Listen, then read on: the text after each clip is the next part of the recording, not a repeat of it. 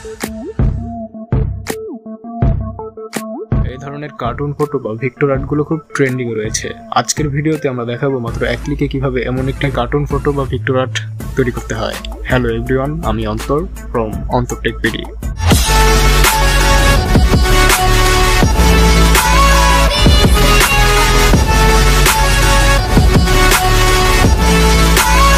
সর্বপ্রথম আমাদের যে কাজটি করতে হবে সেটা হচ্ছে আমার ভিডিও ডেসক্রিপশন বক্সে দেওয়া অ্যাপসটিকে আপনার ইনস্টল করতে হবে।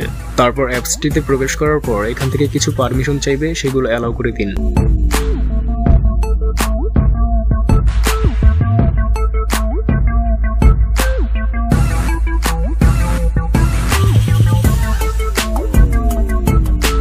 তারপর এখান থেকে আপনি যে ফটো দিয়ে কার্টুন ফটো তৈরি করতে চান সেই ফটোটি সিলেক্ট করে নিন।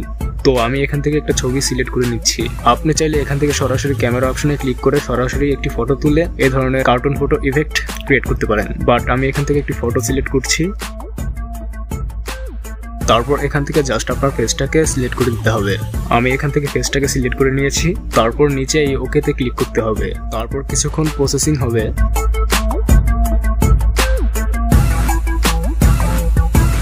তারপর এখান থেকে বলছে প্রিমিয়াম ভার্সন নিতে, মানে এই অ্যাপ্লিকেশনটিকে বাই করতে বলছে। তারপর আমরা সিম্পলি এখানে ক্লিক করব। তারপর এখান থেকে একটি অ্যাড শো করতে পারে, সেই অ্যাডটি আপনার দেখতে হবে।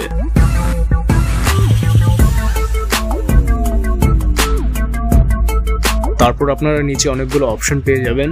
তারপর এখান থেকে যে নিউ ইফেক্টটা আছে সেটাতে ক্লিক করব। তারপর এটাকে জুম আউট করে বসাতে বলছে। তার আগে এই গলার পার্টটাকে আমরা একটু মুছে নেব।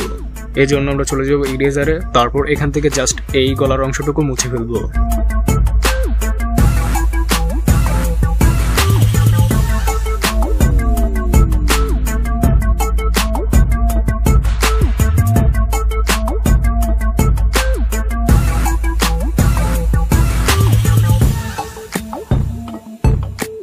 তারপরে সবকিছু ঠিকঠাক হয়ে গেলে আমরা এই অ্যাপ্লাই নাওতে ক্লিক করব।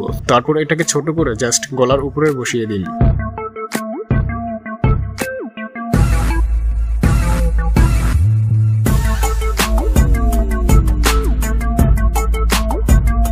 তো এখান থেকে দেখতে পাচ্ছেন আপনার ফটো এডিটিং কমপ্লিট হয়ে গেছে। তারপর এখান থেকে দেখতে পাচ্ছেন 1 2 3 বলে অপশন আছে। তো আপনি এখান থেকে যে কোনো একটি সিলেক্ট করতে পারেন।